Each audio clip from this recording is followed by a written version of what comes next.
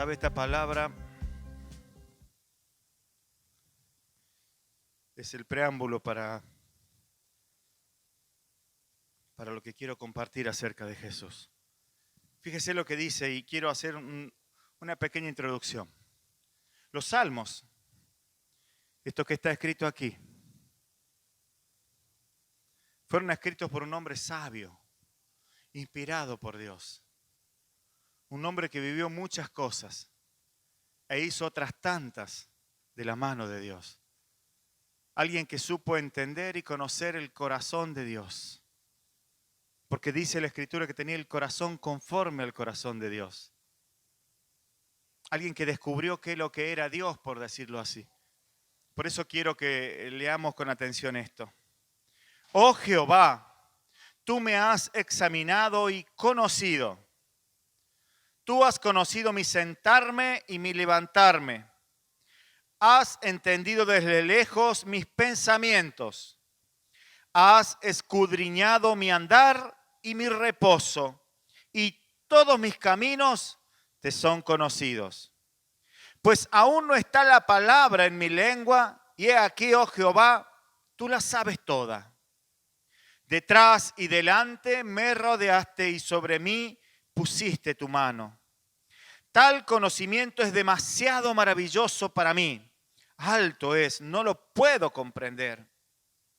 Y lo más importante, el verso 7. ¿A dónde me iré de tu espíritu?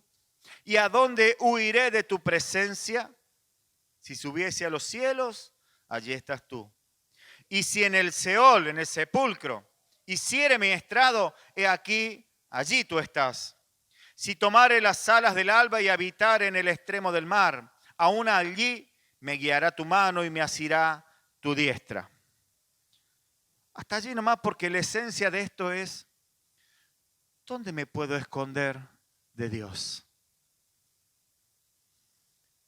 Y encuentro en esta palabra, y es lo que quiero que de alguna manera tomemos reflexión y Dios nos pueda ministrar un poco más. Porque aunque sé que le estoy predicando a una iglesia madura, la misma iglesia que el domingo pasado el Espíritu Santo nos llevaba a aceptar a Jesús de vuelta en nuestra vida como si fuese algo que teníamos que renovar y que debemos renovar día a día.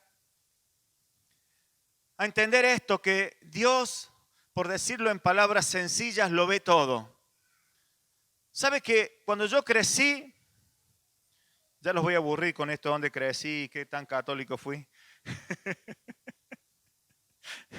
No, hay cosas que no tengo que decir porque esta semana un cliente me decía, así que vos hacías esto en el cementerio. Entonces hay cosas que no me doy cuenta que esto se graba, ¿vio? Y después no te puedes echar para atrás, ¿viste? Pero yo crecí en un hogar católico y había algo que se decía siempre. Y mi madre siempre me lo decía. Y peor aún mi abuelita, que esa se rezaba 15, 20 rosarios así, y le daba. Así que era ultra católica la doña. Siempre me decía, Dios te ve. Yo crecí con eso, ¿usted sabe? Dios te ve en todos lados. Dios te está mirando. Y encima teníamos un cuadrito en mi casa que le llaman los católicos un dibujo, creo que es de Miguel Ángel, uno de estos pintores famosos, no era de ellos, se llama La Sagrada Familia, está como Jesús y José y María en medio, pero tiene una particularidad, los ojos de Jesús parece que siempre estuvieran mirando donde vos estás. Es una cuestión de arte, no es que era mágico el cuadro, ¿vio? Es una, no sé cómo se llama, una cuestión que se hace en el arte cuando vos pones los ojos y parece que siempre está mirando. Entonces yo era niño y crecí pensando de esa manera. Y recuerdo que entraba gateando a la pieza de mi madre donde estaba el cuadrito y me asomaba así, y cuando me asomaba por acá me estaba mirando. Y si me asomaba por este lado me estaba mirando. Pero ese pensamiento de saber que Jesús lo ve todo, forjó algo en mi vida. Y es a ello a lo que quiero llevarnos a la reflexión y el pensamiento. ¿Por qué digo esto?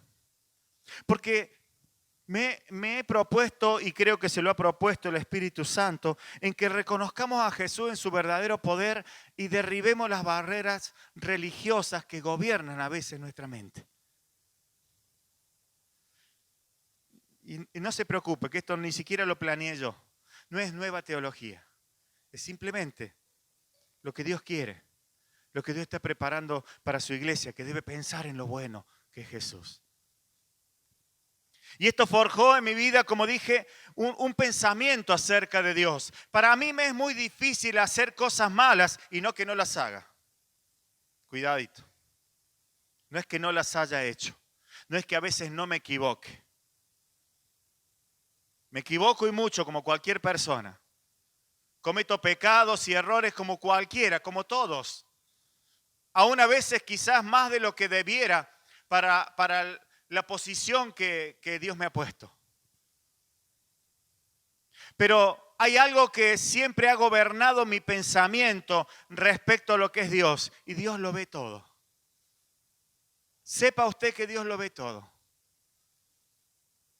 Por eso el arrepentimiento y el reconocimiento de nuestros pecados y algo personal, esto no tiene que ver con que te diga alguien qué tan pecador eres, sino que el reconocimiento de nuestros errores delante de Dios es muy importante. Y digo errores para quitarle el peso que por ahí es muy fuerte, decir pecado. Reconocer delante de Dios quién es Dios y que Él lo ve todo. ¿Qué quiere decir esto? No puede ser engañado. Dice la Biblia que Él no puede ser burlado. Es más, cuando aprendemos y venimos a la iglesia y definimos qué es Dios, y lo hemos hecho, no sé si en este año, el año pasado, y hablamos de por qué es omnisciente, por qué es omnipotente y por qué es omnipresente, porque es un Dios que todo lo ve, todo lo hace. Por eso leí el Salmo, ¿no? El Salmo dice, tú conoces las palabras antes que lleguen a mi boca. Ahora todos asociamos eso inmediatamente a la oración. Dios sabe lo que voy a orar antes que comience a orar. Dios sabe lo que voy a insultar antes que comience a insultar. Wow. Porque Dios conoce tu corazón. Por eso Jesús, cuando comenzó su ministerio, y podríamos decir que recategorizó los pecados, dijo, no solamente pecas, matas a tu hermano cuando lo matas físicamente, sino cuando le dices un insulto. Porque pecaste en tu corazón, porque Dios ve tu corazón. ¿Cómo no se muere este? Pues yo sería incapaz de matarlo. Pero ¿cómo no se muere? Y Jesús ya sabía lo que ve en tu corazón. Entonces, ¿de qué se trata? ¿Estás condenado? No. Se trata de que Dios lo ve todo. Y de reconocer que Él lo vio. Por eso el salmista David, cuando oraba, decía, Dios, revélame aún mis pecados ocultos. ¿Por qué ocultos? Aún aquellos que no he podido reconocer yo mismo, pero que he cometido. Y teniendo en cuenta esta referencia, quiero que vayamos al libro de San Juan, Evangelio de San Juan, capítulo 8. Presencia de Dios. Porque esta mañana mientras oraba y Dios me decía esto, nada se puede ocultar de mí, ¿dónde me esconderé de ti?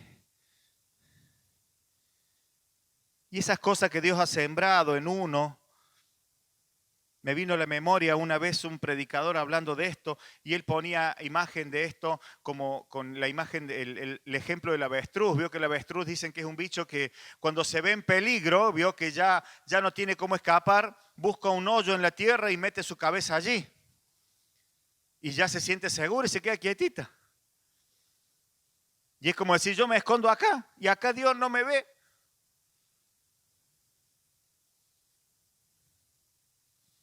Y Dios lo ve todo. Y vamos a leer aquí un acontecimiento donde Dios lo ve todo. ¿Y para qué ve todo Dios? ¿Tienen el libro de San Juan, capítulo 8? Vamos a leer desde el versículo 1. Y Jesús había estado predicando y hablando. Y sabe que me puse a leer todo prácticamente, no digo todo el libro de San Juan, pero el 6, el 7, el 8 y el 9 y el 10 son todos capítulos donde Jesús de alguna manera está discutiendo, por así decirlo, y reconviniendo la religión que había en ese momento. Está marcando la diferencia bien clara entre lo que hacían los fariseos, los publicanos y aquellos que manejaban la religión, que eran la religión, los que adoraban a Dios o los que debían de hacer, los sacerdotes, y lo que verdaderamente era lo que Dios quería. Y entre medio de todo eso, y por eso comienzo leyendo así, dice, y Jesús se fue al monte de los olivos y por la mañana volvió al templo. Y todo el pueblo vino a él. Y sentado él les enseñaba. Entonces los escribas y los fariseos le trajeron una mujer sorprendida en adulterio y poniéndola en medio, le dijeron, Maestro, esta mujer ha sido sorprendida en el acto mismo del adulterio. Y en la ley nos mandó Moisés apedrear a tales mujeres. Tú pues, ¿qué dices? Y voy a hacer una pausa para expresar lo que aquí hay. ¿Sabe lo que hay aquí? El contenido de la religión. Ahora, pareciera como, ¡ay, qué gente mala! Estos fariseos, qué malo, qué gente sin Dios. Solo porque sabemos que Jesús lo ve todo y conoce nuestros corazones. ¿Cuántas veces estuvimos sentados en esa silla? En esa silla donde decimos, ¡ay! ¡Ay! Nos escandalizamos. Recuerdo una vez, hace muchos años, alguna vez lo he contado, había un pastor en Córdoba que por ese entonces era mi pastor, había cometido un error. La verdad es que había cometido un error. Había hecho algo que no estaba registrado como algo que aprueba la doctrina o la Biblia. Nada raro, pero quería resucitar un muerto y había hecho varias cosas casi vandálicas para resucitar ese muerto. Y fue juzgado por el consejo pastoral. Y entonces le juzgaron. Y no sé cuántas reuniones del consejo hubo solo para juzgar a ese pastor. Aunque un pastor picaresco de nuestra ciudad, creo que un referente, capaz el número 1, le dijo, si vos lo hubieras resucitado, te doy el altar 10 semanas en mi iglesia. Pero como no había resucitado, estaba siendo juzgado. ¿Por qué digo esto y menciono al paso así? Porque esto es lo que hace la religión. Opera juicio.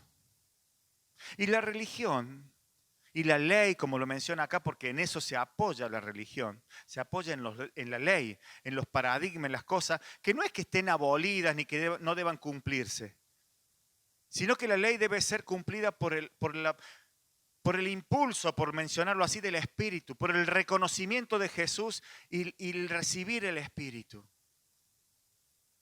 Y después si alguno la burla diciendo esto es porque Dios, el Espíritu Santo me lo hizo saber y yo hago así, entonces allí vendrá el conocimiento de Dios y dirá, a ver, tu corazón es incorrecto. Vos estás diciendo Jesús, Jesús, Jesús, pero atrás tus hechos son distintos y yo lo veo. Por eso mencioné el Salmo. Porque a veces pareciera que lo que estoy predicando, lo que estoy hablando acerca de esta virtud de Jesús en torno a la ley, pareciera como que, bueno, entonces ya está, todo está permitido, el amor de Dios va por encima y Dios no condena. Y es verdad que Dios no condena, pero lo conoce todo. Y sabe cuando alguien está jugando con Él. Entonces en esta condición, estos hombres de Dios, por llamarlos así, o en nombre de Dios, le traen la ley al frente del autor y el consumador de la fe. Y en la ley nos mandó Moisés a apedrear a tales mujeres. ¿Tú pues qué dices? Mas estos decían, tentándole, para poder acusarle. Pero Jesús, inclinado hasta el suelo, escribía en tierra con el dedo. Y como insistieran en preguntarles, se enderezó y les dijo, el que de vosotros esté sin pecado, sea el primero en arrojar la piedra contra ella. E inclinándose de nuevo hacia el suelo, siguió escribiendo en tierra. Pero ellos, al oír esto, acusados por su conciencia, salían uno a uno, comenzando desde los más viejos hasta los postreros. Y quedó solo Jesús y la mujer que estaba en medio. Enderezándose Jesús y no viendo a nadie, sino a la mujer, le dijo: Mujer, ¿dónde están los que te acusaban? ¿Ninguno te condenó? Y ella dijo: Ninguno, Señor. Entonces Jesús le dijo: Ni yo te condeno, vete y no peques más. Otra vez, en el 12, otra vez Jesús les habló diciendo: Yo soy la luz del mundo. El que me sigue no andará en tinieblas, sino que tendrá la luz de la vida. Y este es el Jesús que tenemos. Y esta es la verdad de Jesús.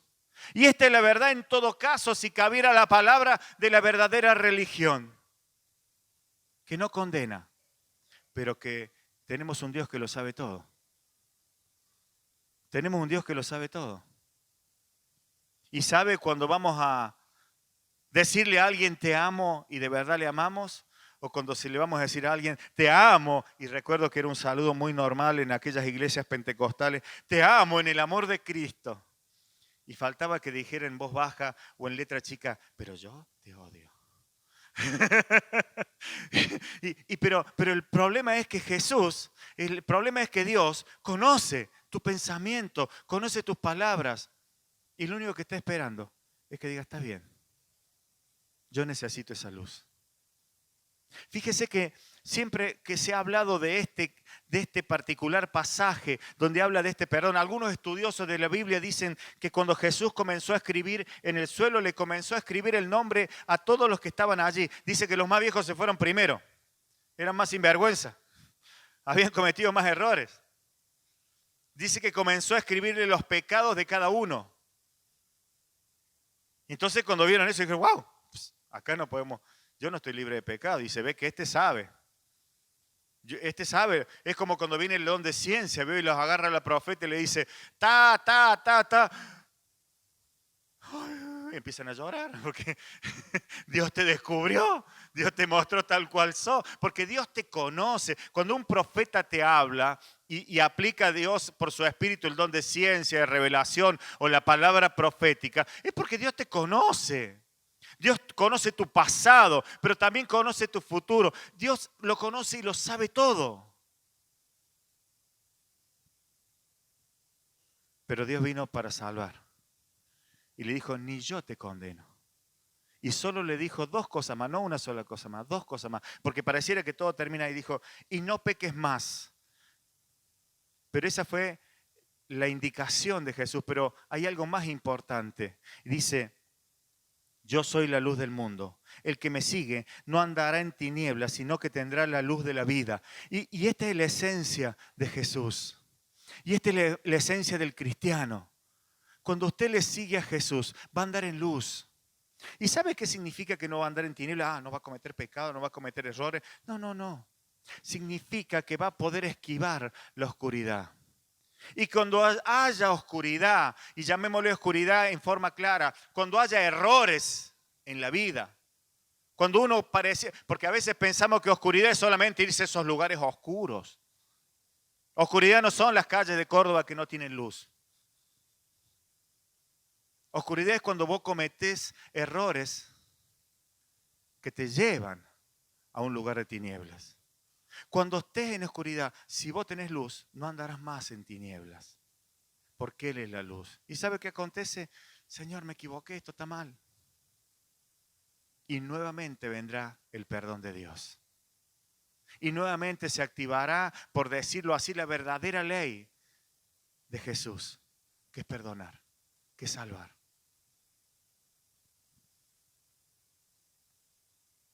La historia bíblica dice que esta mujer después le siguió a Jesús y fue una de las personas que le sirvieron. Y algunos estudiosos que van un poquito más allá dicen que fueron de los primeros que predicaron el Evangelio junto con los apóstoles. Porque a veces pensamos que esa iglesia apostólica primera eran solo 12 apóstoles. Los que conocemos, los apóstoles que están registrados en el libro de Mateo. Sumado a Matías, que es el que se agregó después que Judas traicionó a Jesús. Pero cuando usted lee inteligentemente el libro de los Hechos, ve que había una comunidad, que había hombres y mujeres, que los que caminaban y se iban a predicar el evangelio eran hombres y mujeres. Y seguramente esta que fue salvada por Jesús, no solo de la muerte física, sino de la muerte eterna, porque recibió luz. Seguramente también fue de aquellos que predicaron primeramente el evangelio.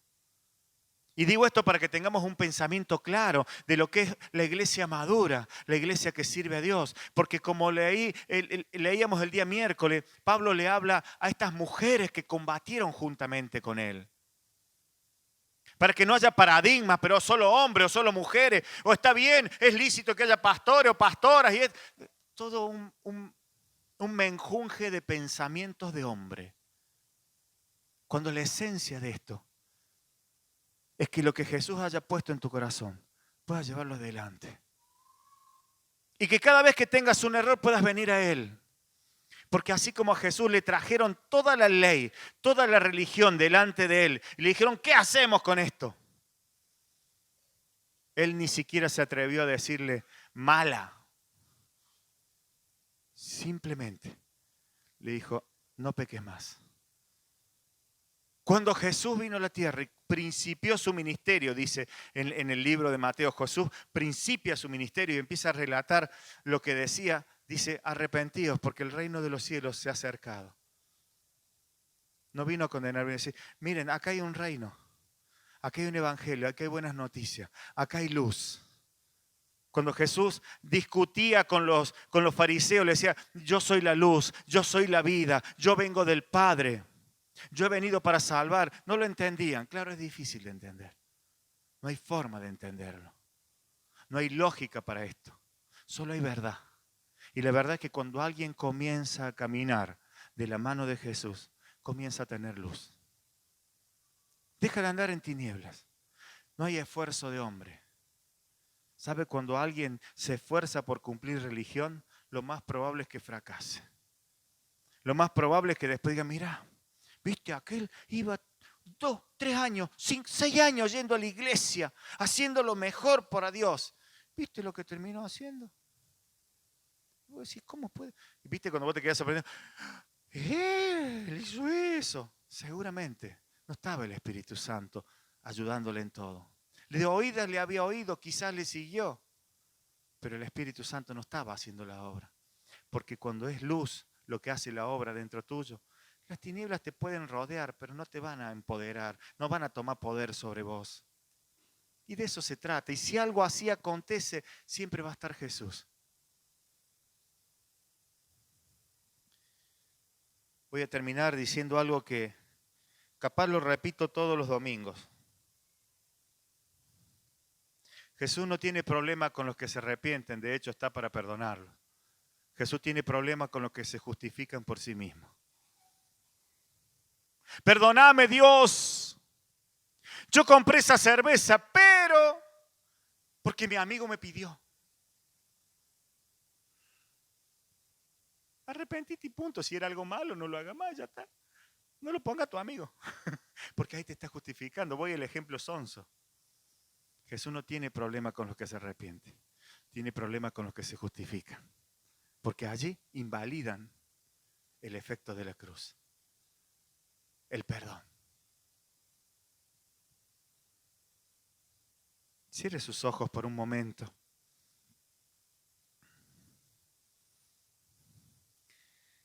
Vuelvo a la palabra impartida.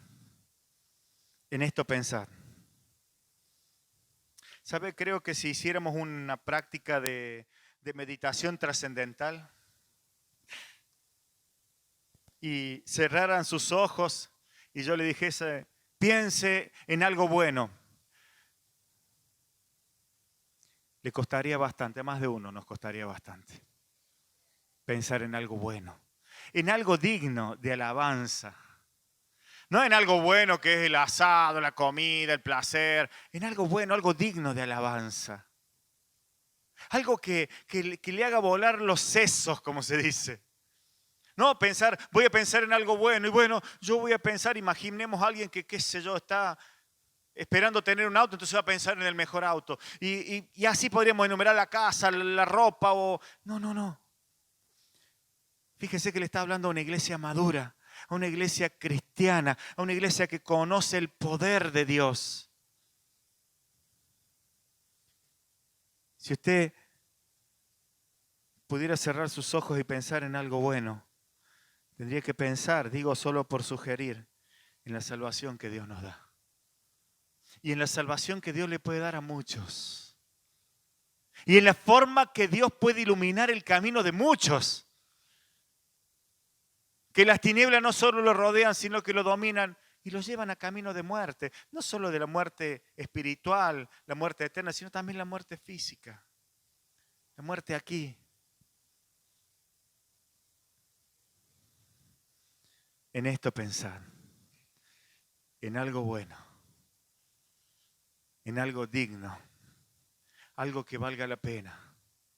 Algo que trascienda las horas y los días. Yo podría pensar, me hace falta una campera. No consigo por mi tamaño. Voy a pensar en la mejor campera, pero ¿sabe qué? Cuando consiga esa mejor campera, ando con ese saco que todos lo conocen, tiene más de 15, 20 años. Aún esa mejor campera se va a gastar. Y va a pasar a ser vieja en otros 5 o 6 años. No es en eso. Pensar en lo que Dios puede hacer en tu vida de aquí en adelante. En las personas que podemos ayudar a conocer a Cristo de aquí en adelante. Pensar en lo lindo que es mi vida cuando hay gozo, y ese gozo no es la alegría solo del dinero o del buen pasar, sino el gozo que pone Dios. La esperanza que pone Dios. Como ese político que promete que todo va a cambiar y que va a ser mejor. Pero cuando sabemos que esa promesa proviene de Dios y que va a haber cosas mejores y que van a ir días lindos y dignos. Presencia de Dios. Oro por esta iglesia madura. Esta iglesia que ha peleado la buena batalla. Que a veces ha triunfado y otras tantas ha perdido. Pero que sigue en pie. Oro para que el Espíritu Santo ponga este sentir que hubo también en Cristo, el cual no escatimó ser como hombre, dejando la forma de Dios, para venir y cumplir la voluntad del Padre y completar el gozo. Pensar en lo bueno, en lo digno. Presencia de Dios. Gracias, Señor. Porque esa iglesia será la iglesia gloriosa de los últimos tiempos, de los últimos días. Y no porque ya falte poco y yo tenga la varita de saber cuándo, de nuestros últimos días, los que nos quedan por delante. Para algunos serán años, para otros serán días, no lo sé. Pero esa iglesia gloriosa de nuestros últimos días, de los próximos, de los que van a venir. Presencia de Dios. Gracias. Gracias.